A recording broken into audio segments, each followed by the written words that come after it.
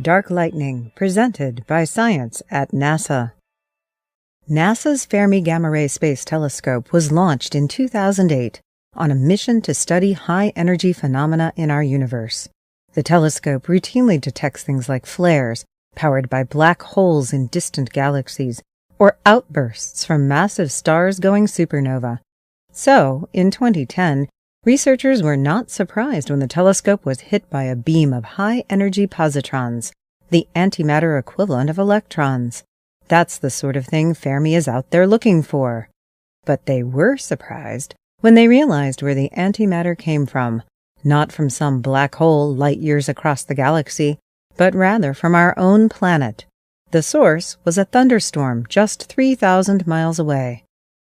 Earth's magnetic field seems to have corralled about 100 trillion positrons from the storm into a tight beam and funneled them all the way to the spacecraft, explains lightning expert Joseph Dwyer of the Florida Institute of Technology. Something was producing antimatter above the clouds of Earth and hurling it into space at nearly the speed of light.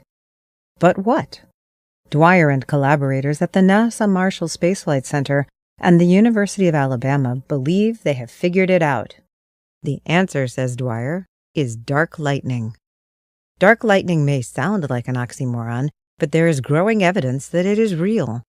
Ordinary lightning happens when electric fields build up inside thunderclouds. Electrons rush from one part of the cloud to another to try to cancel out the growing voltage.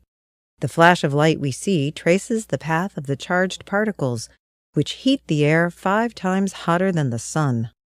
If Dwyer's ideas are correct, dark lightning is a competitor of ordinary lightning. It also tries to cancel out the thunderstorm's electric fields.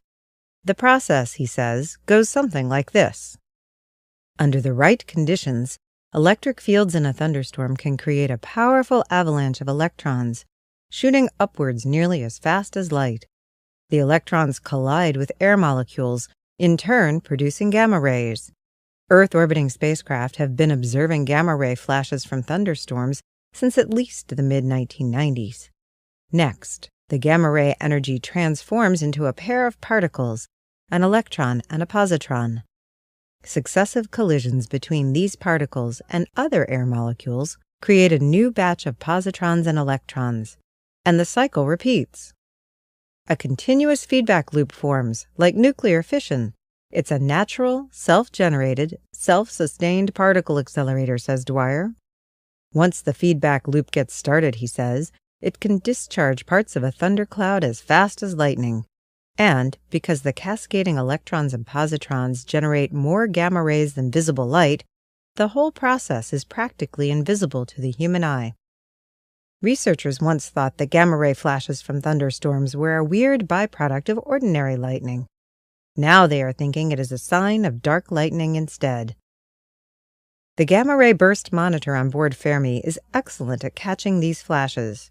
At the American Geophysical Union meeting last month, Valerie Connaughton of the University of Alabama in Huntsville explained how new data processing techniques have improved the burst monitor's performance even more. In mid-2010, we began testing a mode which allows us to locate many faint gamma-ray flashes we had been missing, she said. Now, team members estimate Fermi should be able to catch almost 1,000 flashes a year. With data like that, researchers hope to shed new light on dark lightning and solve its mysteries once and for all. For more news about dark and mysterious things in the skies of Earth, visit science.nasa.gov.